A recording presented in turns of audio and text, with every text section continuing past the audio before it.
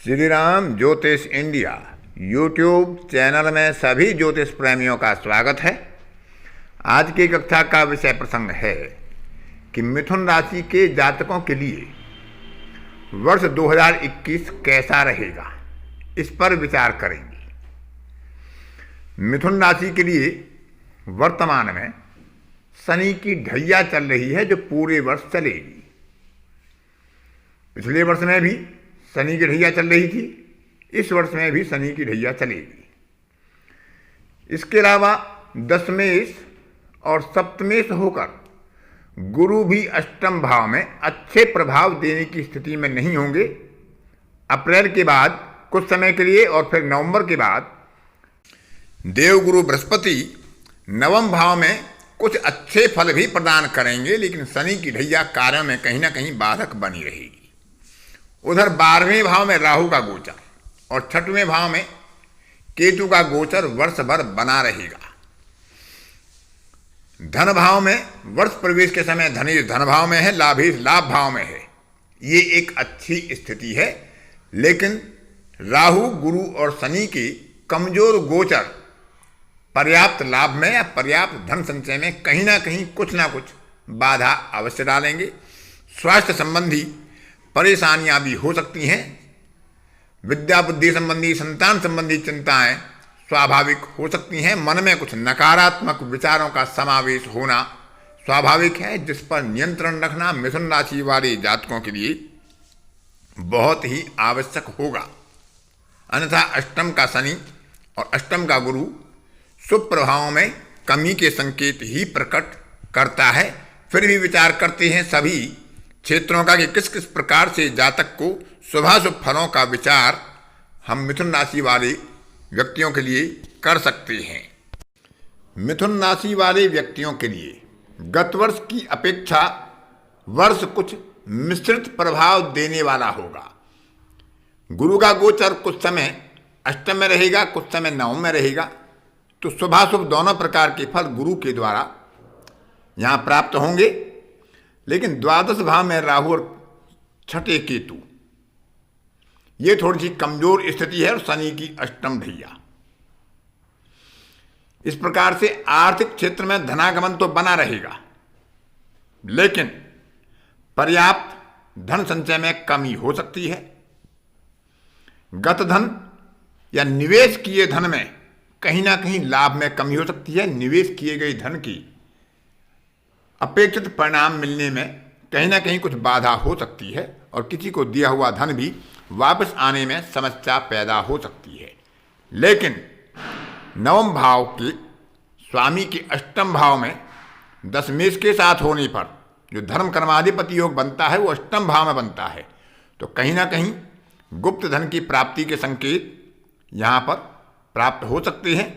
लेकिन पंचमेश और व्ययेश 6वें भाव में वर्ष प्रारंभ में केतु के साथ है, तो कहीं ना कहीं मिथ्यावाद की स्थिति मन में आ सकती है। उस पर नियंत्रण रखना बहुत आवश्यक है। इस वर्ष में मिथुन राशि वालों के जातकों के लिए एक अच्छा संकेत है, जिसको नकारात्मक क्षेत्र में ना लिया जाए। उनकी अपनी प्रेजेंटेशन स्किल यानी अपनी बात को दूसरे के सामने प्रकट रखने की स्थिति बड़ी बलवान और मजबूत होगी, उसका उपयोग करें। विद्यार्थियों के लिए परीक्षा प्रतियोगिता की दृष्टि से यह समय कुछ मिले जुले प्रभाव दे सकता है, अच्छी सफलता भी दे सकता है, यदि नकारात्मक विचारों का प्रयोग ना किया जाए। तो इस तरह से धन के लिए आवागमन बना रहेगा। पुरुषार्थ के द्वारा किए गए कार्य में सफलता मिलेगी। व्यवसाय में, व्यापार में अच्छे संकेत होंगे। व्यापारी वर्ग के लिए यह वर्ष अच्छे और शुभ संकेत दे सकता है। किसी नवीन कार्य की परियोजना पर विचार किया जा सकता है। पुरुषार्थ के आधार पर अपने कार्यों को सफल बनाया जा सकता है। भूमि, भवन, वाहन संबंधी सुखों में वृद्धि हो सकती है, लेकिन फिर भी वाहन संबंधी सुख में कुछ दुर्घटना के आधार पर या किसी प्रकार से हानि के संकेत हो सकते हैं। संतान की चिंता मिथुन राशि वाले जातकों के लिए स्वाभाविक रूप से हो सकती है, क्योंकि पंचमेश 6वें भाव में वर्ष प्रारंभ में और कारक गुरु अष्टम भाव में, लेकिन नवमेश के साथ है, कुछ ना कुछ प्रगति के संकेत भी उनके लिए बनेंगे, लेकिन चिंता स्वाभाविक बनी रहेगी। अपेक्षा के अनुरूप परिणाम ना मिलने से स्वाभाविक रूप से चिंता मानसिक रूप से सताएगी, मानसिक तनाव भी बढ़ेगा। लेकिन नौकरी पेशा वाले व्यक्तियों को थोड़ा सा अवांछित परिवर्तन झेलना पड़ सकता है। वह स्थान का भी हो सकता है, नौकरी का भी हो सकता है। इसलिए इस कालखंड में नौकरी पेशा वाले व्यक्तियों को अपने सहयोगियों से, अपने उच्चाधिकारियों से संबंध मधुर रखने चाहिए, तालमेल बनाकर रखना चाहिए, अनावश्यक विवाद से बचना ही चाहिए। दुर्व्यसन और दुर्व्यवहार, इन दो शब्दों का बिल्कुल ही परित्याग कर देना चाहिए। थोड़ा संयम के साथ इस वर्ष को बिताना चाहिए, क्योंकि आपका भाग्येश अष्टम में है। अष्टमेश अवश्य है, और अष्टमेश नवमेश और दशमेश सप्तमेश का योग अष्टम में है। तो साझेदारी से दाम्पत्य में भी विवाद की संभावनाएं दिखाई देती हैं, लेकिन पुरुषार्थ के आधार पर आप अपनी सकारात्मक दृष्टिकोण से कार्यों को सफल बनाने में सक्षम भी रहेंगी।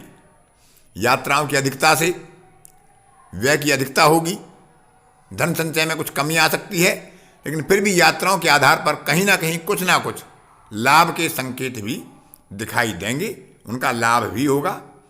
परीक्षा प्रतियोगिता विद्यार्थियों के लिए विशेषकर लाभकारी साबित होंगी, उनमें अच्छी सफलता हासिल की जा सकती है। लेकिन नकारात्मक साधनों का उपयोग करने से बचना परम आवश्यक होगा, अन्यथा वह कष्ट का कारण भी बन सकता है। दसम भाव का स्वामी क्योंकि अष्टम भाव में है, तो कहीं ना कहीं मान प्रतिष्ठा भंग करने के योग भी बन सकते हैं। गुप्त शत्रुओं से, छुपे हुए शत्रुओं से, उनके षड्यंत्रों से सतर्क रहें। कहीं ना कहीं घात प्रतिघात की संभावना, यदि कहीं भी कोई दशा अंतरदशा प्रत्यंतरदशा किसी अशुभ ग्रह की हुई, तो ऐसी स्थिति से इनकार नहीं किया जा सकता। इसलिए सावधानी सबसे बड़ा आवश्यक साधन मिथुन राशि के जातकों के लिए साबित हो सकता है। संतान की प्रगति मध्यम स्तरीय होने के कारण भी कुछ तनाव रह सकता है, क्योंकि संतानेश छठवें भाव में और कारक अष्टम भाव में केतु और शनि के साथ हैं। व्यापार में थोड़ा बहुत उतार चढ़ाव हो सकता है, लेकिन फिर भी व्यापारी वर्ग के लिए यह वर्ष अच्छा संकेत देगा, क्योंकि लग्नेश स्वयं सप्तम भाव में तृतीयेश के साथ है, तो अपने पुरुषार्थ से अच्छी सफलता हासिल करने के योग बनेंगे। फिर भी शत्रु और विवाद, इनसे थोड़ा सुरक्षित रहना आवश्यक होगा। थोड़े उतार चढ़ाव के साथ व्यापार में अच्छी सफलता के संकेत भी प्राप्त होंगे।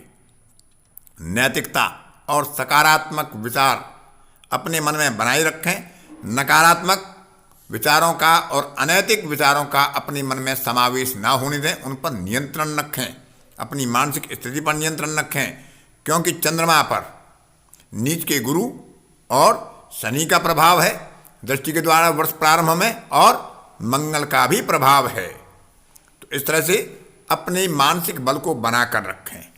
गुप्त षड्यंत्रों से, गुप्त शत्रुओं के भय से, घात प्रतिघात से अपने आप को बचाकर रखना परम आवश्यक होगा, क्योंकि दशमेश अष्टम भाव में है, तो कहीं ना कहीं मान प्रतिष्ठा को भी ठेस पहुंच सकती है। किसी हमारी गलत निर्णय के कारण, हमारी आक्रोश के कारण, हमारे अनैतिक व्यवहार के कारण, या किसी दुर्व्यवहार के कारण। इसलिए दुर्व्यसन और दुर्व्यवहार पर नियंत्रण रखें, विवाद से बचें, और अपनी सकारात्मक दृष्टिकोण के साथ अपनी विल पावर को मजबूत बनाकर आगे बढ़ेंगे, तो इन अशुभ प्रभावों पर काबू पाया जा सकता है। अपने बंधु बांधवों का, मित्रों का सहयोग लें, वो आपके कार्यों में सहायक सिद्ध होंगे। भूमि भवन वाहन का सुख प्राप्त होगा, लेकिन वाहन चलाते समय थोड़ी सतर्कता आवश्यक है, क्योंकि वाहन का कारक छठवें भाव में मंगल की राशि में है और केतु के साथ है, तो दुर्घटना भय की संभावना बन सकती है यदि कहीं कोई दशा अंतरदशा या प्रत्यंतर मार्केश ग्रह की चल रही होगी। षष्ठेश अपने से छठवें भाव में है, ऋण लेने की आवश्यकता पड़ सकती है, लेकिन सीमा से ज़्यादा ऋण ना लें, अपनी क्षमता के अनुसार ही ऋण लें, अन्यथा ऋण के बाद ऋण और शत्रु के बाद शत्रु और रोग के बाद रोग, ऐसी स्थिति बन सकती है। इसलिए हनुमान जी की आराधना करें, अपने इष्ट देव की आराधना करें और अपनी सकारात्मक दृष्टिकोण और नैतिक प्रभाव के कारण आगे बढ़ें और अशुभ प्रभावों से बचकर रहें। आज की कक्षा में इतना ही। अन्य किसी कक्षा में फिर किसी नए विषय के साथ आपसे मुलाकात होगी। तब तक के लिए अपनी वाणी को विराम देता हूँ। धन्यवाद।